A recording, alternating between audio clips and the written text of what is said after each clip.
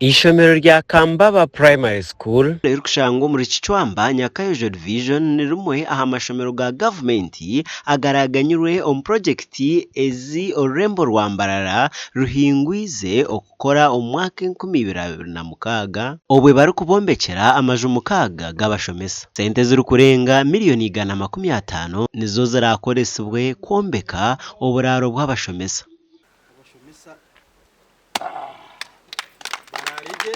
Projekti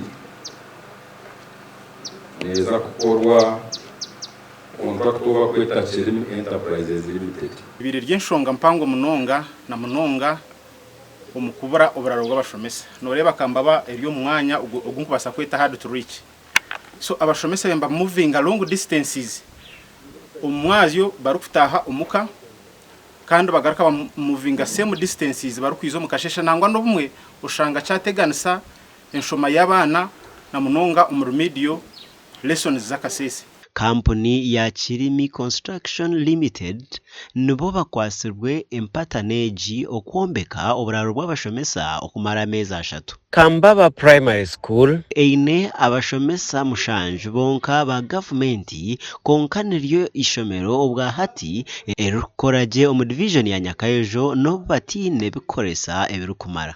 Emyanya eri kukira ntuzamba shomero oshange kereziya ne mwamwatikana akashomero kona akakozereje umuzigi tiri kumwamwatikana kanisa ne mwamwatikana akashomero bakoreje ishomero barugaho.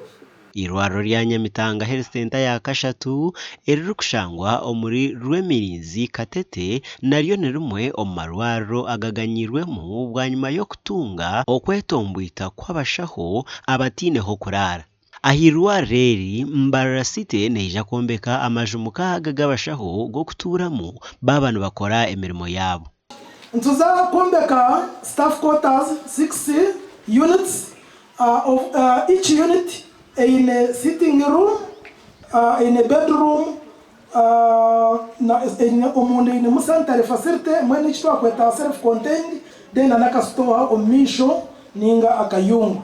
Kuba haruho abantu hati omwizuriro no guruho wetwandushaba nyenda ngambe bitwandushaba muturobingire tubone ibitanda muturobingire tubone abashaho ni baki akuba abantu barugoko yona masha uyizoshangaha kandi abashaho bari bake kandi bakora munonga hano the contractor twareba ngo muri muri no gutambuza jaspo ikindi kushaba no kureba ngo murimo watamburaje kandi gwakora ki washoboraje munonga wakora finishing nungi nungira bio choosing ko kuziriyo nizikora ki nizigamba nangwe no hinde bintu bimwe bintareba nko bustowa nka writing zikoreka directions na nebindi kandi bishimikwa bikozire ki biri ya site tuyine ko obuherezo bwa maternity aha ahirwaro ry'Inyamitanga Center Civil kandi abakazi beyongera buri kwezi no sanga nko mu kwezi